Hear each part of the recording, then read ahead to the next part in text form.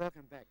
We recently visited Col Paye's aerial agricultural establishment at Scone Airport in central New South Wales to shoot some air-to-air footage of his magnificent Mustang World War II Warbird. And while we were there, I came across an aircraft which is very interesting and which is directly relevant to some problems we're having in Australia today. We've had a long drought and we're having a lot of trouble with bushfires. In fact, bushfires have cost this country billions upon billions of dollars in the last 12 months or so. Now, the aircraft is called an air tractor, and it's of a brand new type which has been designed and developed in America, where over many years Americans have been using aircraft to fight bushfires.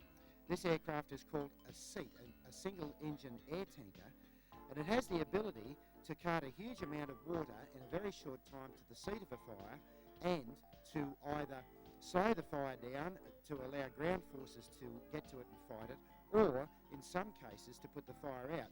These aircraft are usually called in during the initial stages of a fire, and generally a lightning started fire, and in most cases they're able to put the fire out by dropping a large amount of water or fire retardant on it. Now, the aircraft is powered by a PT665 1375 shaft horsepower turboprop engine. It has an all-up weight of 16,000 pounds. It's a very large aircraft with a wingspan of 58 feet. And it carries an 800-gallon or 3,200 litre payload of water or fire retardant.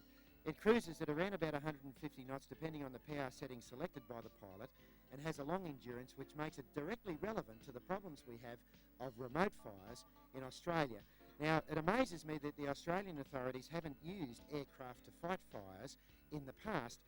This has been an activity that's been well established in Europe and particularly in America for many years, where World War II bombers and some later aircraft, including flying boats, are used regularly to fight fires during the fire season. This aircraft is of a size and type which makes it economical to purchase and to operate. It is extremely effective, and the most amazing thing about it is it has a computer-controlled dump door which allows the pilot to select the percentage of his load that he wishes to drop on any one run. In other words, he doesn't have to dump the entire load, as you see happening here.